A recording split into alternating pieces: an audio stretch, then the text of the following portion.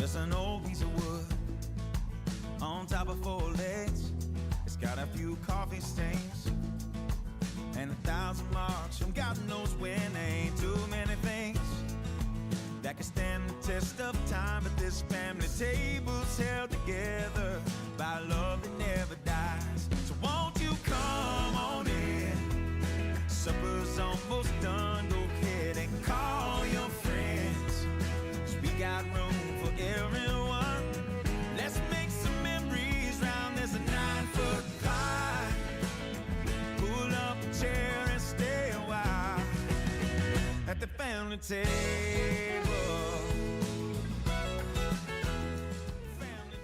Just a thing for all of us and our families, regardless of where you came from. But I really feel like in the South, there's a lot of importance surrounding this table. And I think we really even saw this flesh out Thanksgiving. I mean, we just have so much importance about the table. Like everybody's got a seat at the table, hopefully. When you walk up to the table, you're trying to figure out where your place is in the table. If you're a kid, a lot of times, especially in these family holidays, and I dreaded having to sit at the kid table. I don't know, maybe it was just something inside of me that's like, why am I having to sit at the kid table?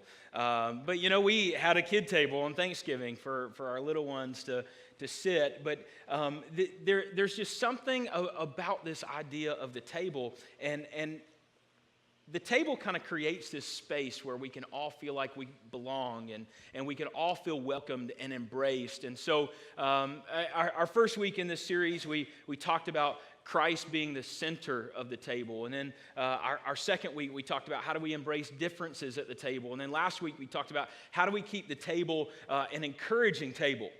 And this week, we want to talk about the idea that everybody has a seat at the table. Because I believe that as we look at this, it's always uncomfortable if you walk up to the table and you intend on sitting at the table and there's not a seat for you. Or maybe you were a punk in school, or maybe you're still a punk in your adult age, and you guard your table and you keep people out of your table because maybe they get on your nerves, or they're not in your social circle, or they think differently than you. And I really believe that this idea of the table can be a place where we can gain strength, and we can encourage one another, and we can embrace our differences. And if Christ is the center of our table, I believe that there is a seat for everyone at it. That's just me. Maybe I'm just a little on my own today, but I think for all of us, inside of us, we have this desire to belong and to be accepted and to be embraced. And a lot of this can surround the table. I think back to even my middle school years, and you're choosing where to sit at the table. And where you sit at the table kind of determines, like, you know, your level on the ladder maybe. And in high school, the same thing. You gather with your friends, and if somebody walks up to the table and they don't belong, they feel it. And so I think from a young age, we start to try and find our place. We want to belong. We want to feel embraced. We want to feel loved. And so I think because of the way we interact in our social life and in our personal life, sometimes this flows into even our spiritual perspective. Because for a lot of us, maybe if we look at this table over here and we want a seat at that table, we start to program our mind of what do we need to do in our own life to accomplish to deserve a seat at the table.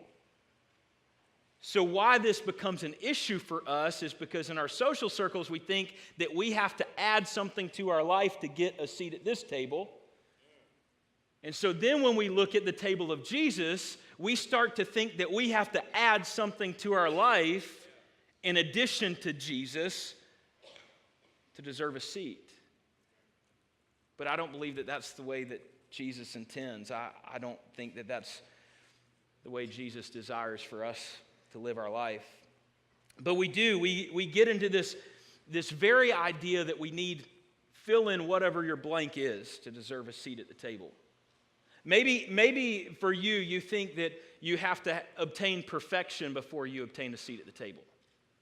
So in your idea, every day you're just striving for perfection, and every day you continue to disappoint yourself. and everybody around you because you think that I need Jesus and I need perfection to have a seat at the table. Or maybe for some of us in the room, we feel like we have to have the perfect relationship plus Jesus, and then we'll have a seat at the table. Or the right friends, or the right job, or the right finances, or the right family, the right kids, the right house. And we just begin to not keep Jesus at the center, but we put Jesus in this addition equation for our life. But I don't believe that that's what he desires. I really believe that with Jesus, we all have a seat at the table. I believe with Jesus, he's creating space for us with all of our imperfections, with all of our struggles, and he still wants us to have a seat there. And there's this wonderful story in 2 Samuel, and I'm going to read just a few verses of Scripture this morning, but it's this wonderful story of King David. And we're walking through the life of King David, actually, in our Wednesday night Bible study. But I just love this story because I don't just feel like this is a story in the life of David, but I think it's a great picture of Jesus. And we're going to connect these dots for you here in just a few moments. But we're going to be in 2 Samuel chapter 9, starting in verse 1. David asked, "Is there anyone still left of the house of Saul to whom I can show kindness for Jonathan's sake?" Now, if you're not familiar with this story, King Saul was king, and he disobeyed God, and so God said, your lineage is king, is going to be cut off. I'm going to anoint a new king, and so he anoints David as king. David just happens to be best friends with Saul's son, which creates this very interesting dynamic, and so the story of David is great, but now David is king, Saul is dead, Jonathan is dead, but David wants to honor Jonathan's household. So he says, "Whom can I show kindness for Jonathan's sake?" Now there was a servant of Saul's household named Ziba. They summoned him to appear before David, and the king said to him, "Are you Ziba?" "At your service," he replied. And the king asked, "Is there no one still alive from the house of Saul to whom I can show God's kindness?" Ziba answered the king, "There is still a son of Jonathan. He is lame in both feet." "Where is he?" the king asked. Ziba answered, "He is at the house of Machir, son of Ammiel, in Lodabar." So King David had him brought from Lodabar, from the house of Machir, son of Ammiel. And when Mephibosheth, son of Jonathan, the son of Saul, came to David, he bowed down to pay him honor. David said, "Mephibosheth." "At your service," he replied. "Don't be afraid," David said to him, "for I will surely show you kindness for the sake of your father Jonathan. I will restore to you all the land that belonged to your grandfather Saul, and you will always eat at my table." Mephibosheth bowed down and said, "What is your servant that you should notice a dead dog like me?" Then the king summoned Ziba, Saul's steward, and said to him, "I have given your master's grandson everything that belonged to Saul and his family. You and your sons and your servants are to farm the land for him and bring in the crops so that your master's grandson may be provided for. And Mephibosheth, grandson of your master, will always eat at my table." Now Ziba had 15 sons and 20 servants. Then Ziba said to the king, "Your servant will do whatever my lord the king commands his servant to do." So Mephibosheth ate at David's table like one of the king's sons. Mephibosheth had a young son named Micah, and all the members of Ziba's household were servants of Mephibosheth. And Mephibosheth lived in Jerusalem because he always ate at the king's table. He was lame in both feet. Let's pray. God, we thank you for your word. We thank you that today you're speaking to us. God, I ask that you would open our eyes, open our ears, open our hearts, that we would hear, see, and know you today. God, transform our lives. In your name we pray. Amen. Now, I know that was a lot of scripture, but here we have King David who's just wanting to show kindness to Jonathan's son. And I believe that we see a lot right here in this passage of Scripture. Some of you, the moment Mephibosheth said, "What have I done to deserve a dirty dog like me, a dead dog like me?" Because the reality, when we look at our life apart from Jesus, all of us are dirty, dead dogs. We all have a disability. We're all lame in both feet. We're all crippled, so to speak. But David shows such a great act of kindness. Now, if you really just begin to dig and understand what culture would have been here for David, the king, would have sought out to kill any descendant of the previous king. Why? Because any descendant of the previous king would have been a threat to the throne. But David recognized there was no threat to the throne because God had established him as king. And so what did he do? He sought to love the unlovable.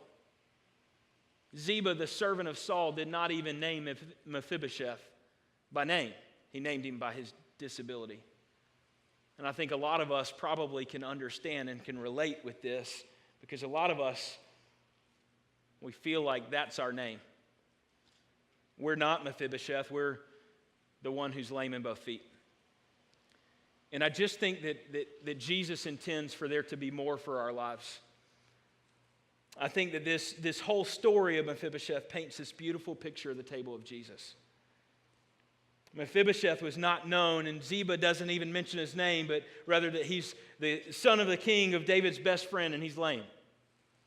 But there's a few things that I want us to just kind of pull out of this story this morning, which I feel like applies to all of us in every season of life we're in. And the first is this, is at the fault of others, we can become crippled.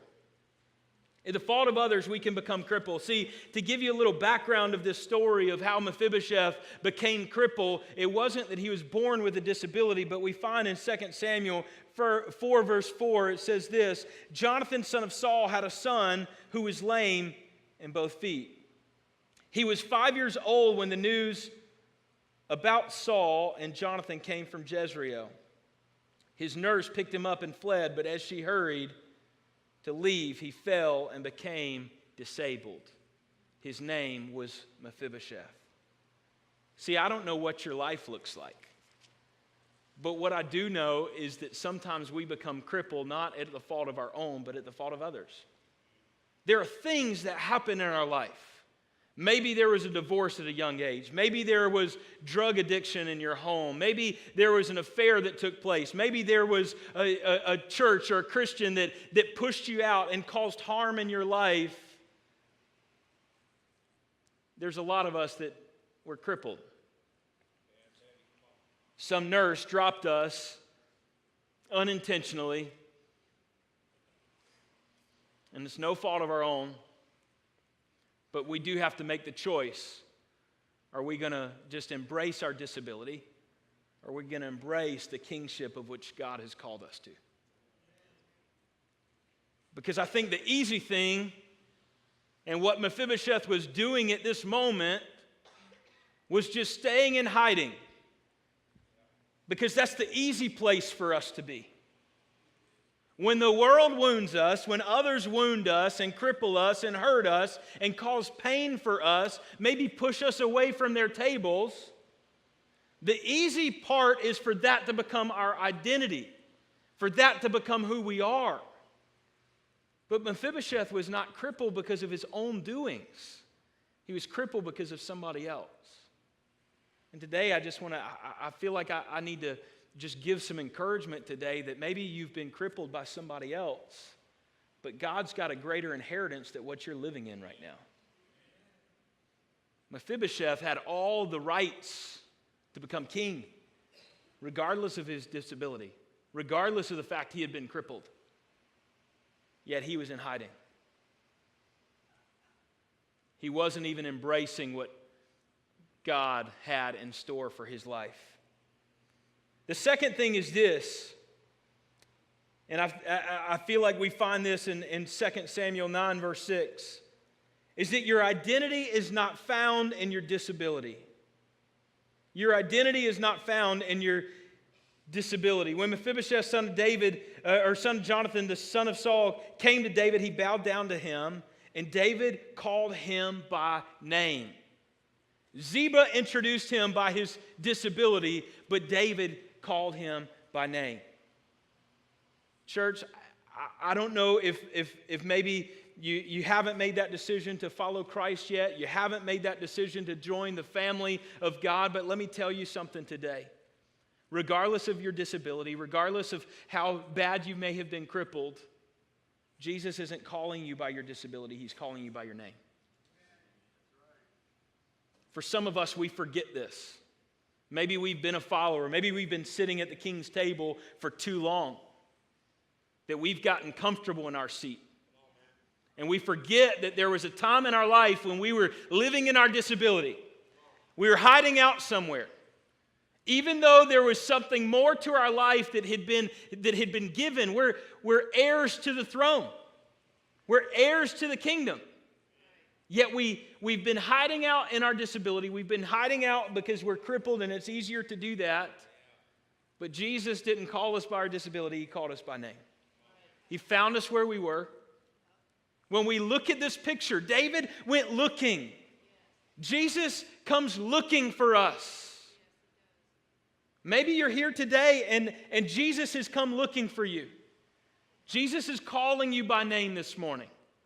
He's saying, I don't care your disability. I don't care your struggles. I don't care what the world's done to you, how much hurt and pain you've been inflicted.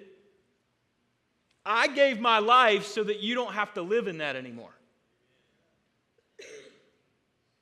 David, it would have been so much easier for David, as we've been studying his life, for him to say, God, I don't want to step into this position. David ran for his life. He fled from King Saul and all the death threats. It would have been a lot easier for David to say, hey, if there's anybody left in Saul's family, kill him. But what did he do? He showed kindness because he had stayed faithful to what God had called him to do. So now it was not only the opportunity for him to be king, but to bring others to the royal table. But our identity is not found in our disability. And point 3 this morning is this, is rather than getting what we deserve, we get a seat at the table. In verse 10, you and your sons and your servants are to farm the land for him and bring in the crops so that your master's grandson may be provided for. And Mephibosheth, grandson of your master, will always eat at my table. There wasn't conditions to how frequently Mephibosheth could eat at the table. There wasn't an expiration date on when he was no longer welcome to the table. David created this space. Rather than getting what he deserved, he got a seat at the table. And what I love even more about this picture is not only that Mephibosheth has a seat at the table with the king, but he also got back everything that was his.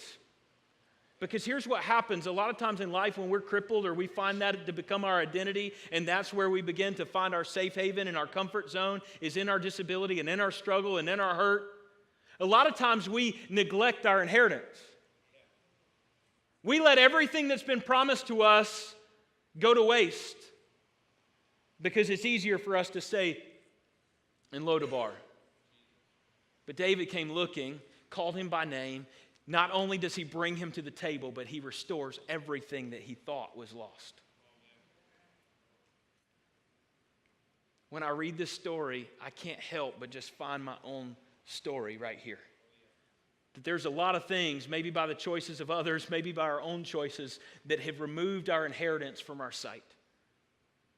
See, Mephibosheth hanging out in Lodabar, he wasn't going to see the land that was his. But what happens when the king calls him by name and he responds? Something changes. Something changes.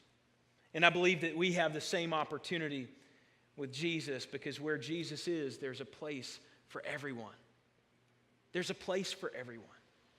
I still remember a few years ago, we had taken some students to England, and we were working with some church planters there and in the area. And so for our free day, we thought it would be fun to take all the students to London. And we're like doing all the touristy stuff.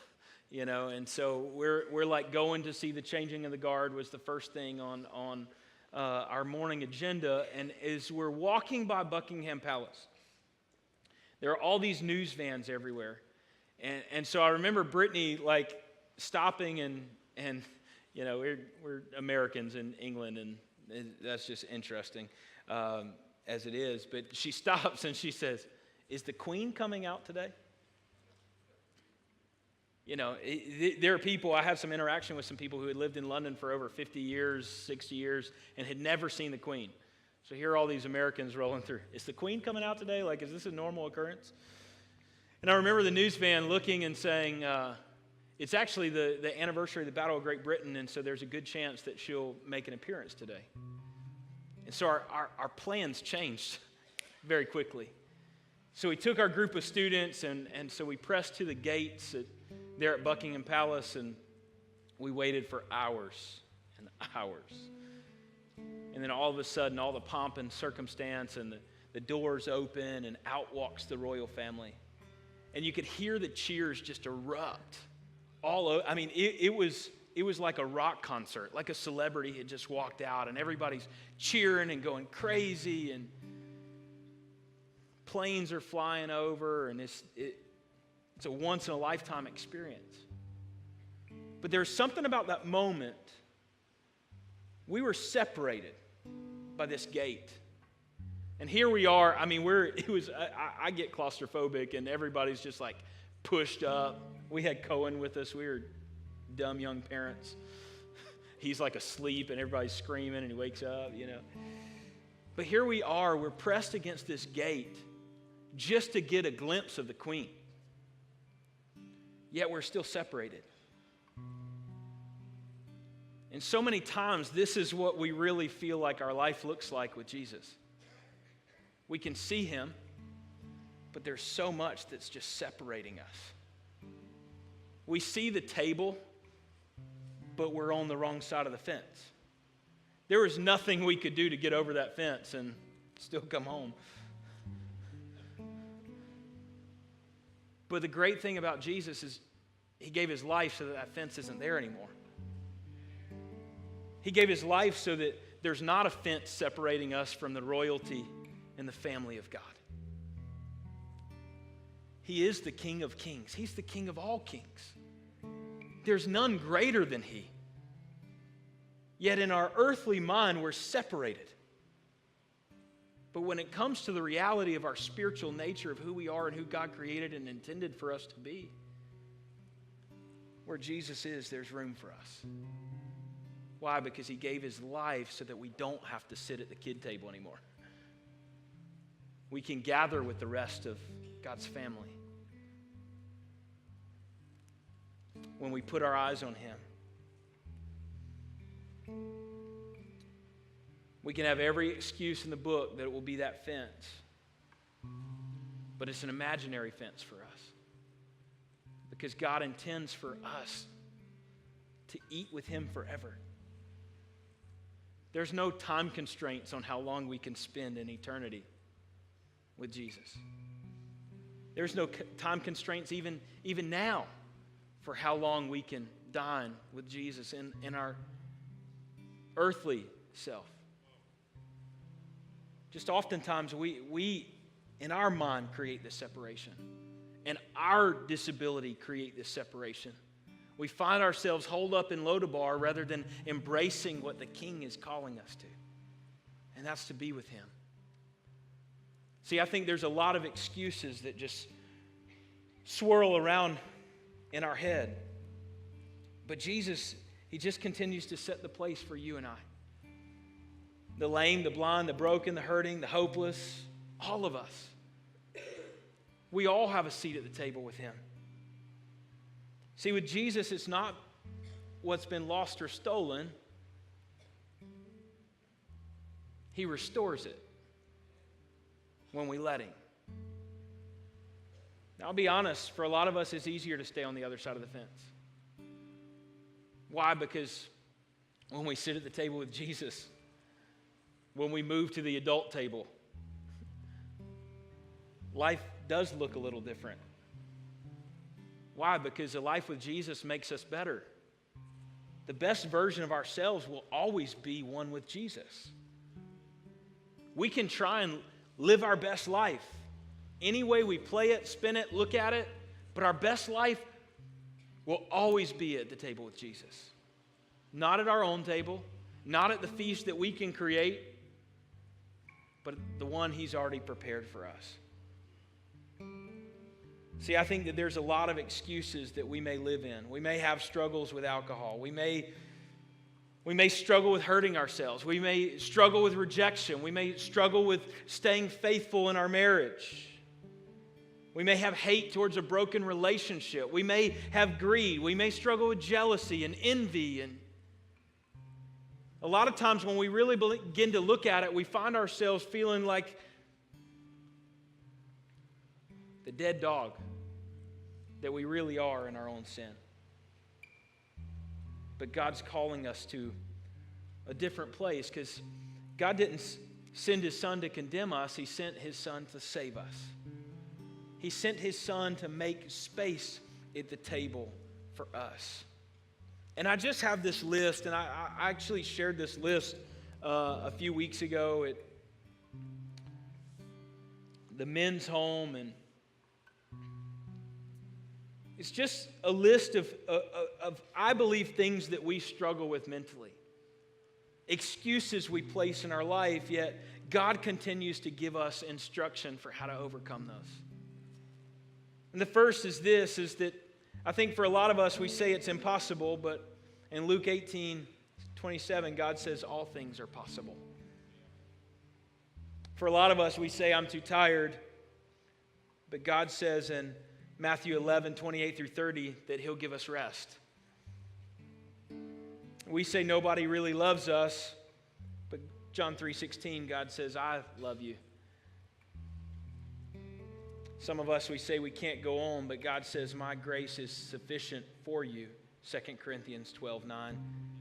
We say, I can't figure it out, and God says in Proverbs 3:5-6, I will direct your steps. Some of us say, I can't do it, but Philippians 4:13 says we can do all things through Christ. Some of us say, I'm not able, but God says, I am able. 2 Corinthians 9:8. Some of us say it's not worth it. God says it will be worth it. Romans 8:28. We say, I can't forgive myself. God says, I'll forgive you. 1 John 1:9. We say, I'm afraid. God says, I haven't given you a spirit of fear. 2 Timothy 1:7. We say, I'm worried. God says, cast all your cares upon me. 1 Peter 5:7. I don't know what to do. God says, I'll give you wisdom. 1 Corinthians 1:30. I feel alone. God says, I'll never leave or forsake you. Hebrews 13:5. I can't manage. God says, I'll supply all your needs. Philippians 4:19. See, when we choose to sit at the table with Jesus, our disability is covered. Mephibosheth was lame in both feet, but you know the magic of the table, the beauty of the table, the interesting part of the table is when Mephibosheth actually pulled up his seat, his disability disappeared. There's a lot of us that are walking in, we're lame, our legs are broken, we're wounded, we're hurt. Jesus is just saying, just pull up a seat. It doesn't change who you are. Stop worrying about what everybody else sees in you and worry about what I see in you. Because I'm not calling you by your disability, I'm calling you by your name. The name that I gave you before you were born. Before your parents thought that they would Google what this name means and give meaning to you, I crafted you with a purpose and a plan and a destiny and a seat at the table. And yeah, people may drop you. People may wound you and hurt you. But I've got a space for you. Space that nobody can take away. Will you pull up your seat? Will you pull up your seat? We have to make that choice. Nobody else can make it for us. Our parents can, our grandparents can, our aunts and uncles can, our cousins can, our kids can't. We have to make that choice. Will we choose to sit at the table with Jesus or just hang out in our disability? Even when Jesus walked the earth, we see in John 5, he was on his way to a party, but something grabs his attention. He comes upon this pool, and all these people around this pool are the blind and the lame and the paralyzed. And Jesus could have kept going to the party, but what does he do? He stops. He sees a man that has been paralyzed for 38 years, and he asks this simple question: do you want to walk? Do you want to walk? Sometimes we've been sitting in our own disability for 38 years, 15 years, 10 years, 12 years, 50 years, whatever the time. Maybe it's 6 months. Maybe you're dealing with some fresh stuff here. But I just believe that this morning, it's easy for us to keep going to the party, but Jesus paused and he stopped in the midst of all the brokenness and all the hurting, and he looked at the one and said, do you want to walk? After the man's reply, he said, pick up your mat and walk. The same question is posed to you today. Do you want to walk? Do you want to have a seat at the table? Do you want to find freedom in that relationship with Jesus? See, I believe in this story, there's two sides of it. There's this Mephibosheth who felt like a dirty dog, where maybe we've been there, but we found our seat at the table. But there's also another piece of the story that I believe is instrumental, and that's Ziba the servant. Because here's the reality. Ziba put his own life in danger by showing up in the house of David. Because why? He was a servant of Saul's. It had been looked at as family. He would have been killed off like the rest of them. Some of us need to start risking our life so that others can find their seat at the table with Jesus. See, I don't just believe that this message this morning is for those who may need to find a seat, but also for the rest of us to realize that everybody we encounter on a daily basis, we have a obligation to respond to the instruction of Jesus to go into all the world. Will we be a Ziba and bring the hurting and bring the lame and bring the broken? Because we remember what it was like to live in our brokenness. We remember what it was like to live a life of hiding and in our sin and in our struggles and in our hurt and in our pain. See, God's looking and saying, will you bring the lame to me? The picture of the 4 friends that went to extremes to dig a hole in the roof and lower the lame to Jesus. Where is that in our faith journey right now? The reality is most of us have found our seat at the table and it's real comfortable. It's difficult to give up the seat to say, hey, I'm going to be right back. I got to go grab somebody. Those 4 friends that lowered their lame friend down to Jesus, I'm sure it probably crossed their mind, would I rather just go in and hear what Jesus is talking about? Or would I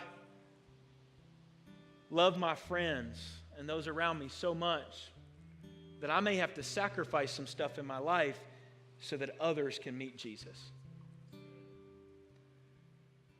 See, the definition of the table with Jesus is not this definition with you have to have these previous behaviors in place before you can pull up a seat. Mephibosheth was 5 years old? He didn't know what it was like to live as royalty. He knew what it was like to live in hiding. So you know what? He probably made some mistakes eating in the house. He may have picked up the wrong fork or the wrong knife, and he may have slurped his drink when he went. I don't know. He could have picked up his chicken with his bare hands. It doesn't matter. Why? Because being in the presence of the King will change him. When we are dining with the King, our life is transformed. And it's okay if we're trying to figure out what that looks like. For a lot of us, we've gotten more caught up with Are we using the right utensils, and are we eating properly and doing this and the other? That we get so caught up in that we're staring at our plate rather than staring at the King. He's right at the center of our table. And I just believe for us today that God's calling us to remember to keep Him at the center of our table, to bring others to the table. Regardless, there's nobody too lost, too far gone, too hurt, too broken for the work of Jesus. We can't fix Him. I promise you that. I have enough time just keeping my own life straight, much less keeping everybody else's straight. But what I do know is that with Jesus, all things are possible. All these excuses we form, they're gone away. Because we can keep our eyes focused on Him. We can live that life. So this morning, I'm going to ask every head to be bowed in the room, every eye to be closed. And if you're here today and you just say, Pastor, I feel like Mephibosheth. I've been in hiding. I've been crippled. I've been lame. Maybe it's by my own decisions. Maybe it's by somebody else's. Regardless, Jesus is stopping this moment today to call you by name. Not calling you by your disability, but calling you by name. And asking the question, will you follow me? Will you pull up a seat at the table? So this morning, I just want to ask the simple question. If there's anybody here that would say, hey, Pastor, I need to make a decision to follow Jesus. I need to make a decision to pull up a chair at the table. Will you just slip your hand up? We're just going to pause just for a moment. I see that hand. I see that hand back there. Thank you. Anybody else?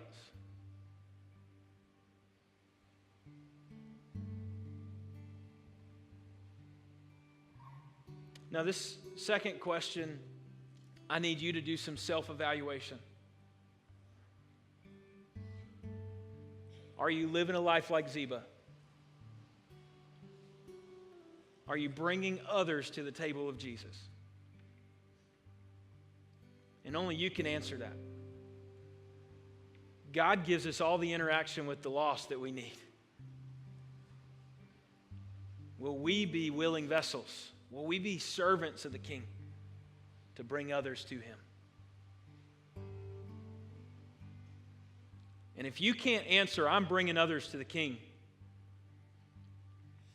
then maybe you've just gotten too focused on your own seat. And it's time we look at all the other empty seats around us and realize there's a lot of space for other people to encounter Him. So church, I want us just to repeat this simple prayer after me, if you will. Dear Jesus, come into my life. Forgive me of my mistakes. Let me move past my disability to find a seat with you. Help me to love you. Help me to follow you.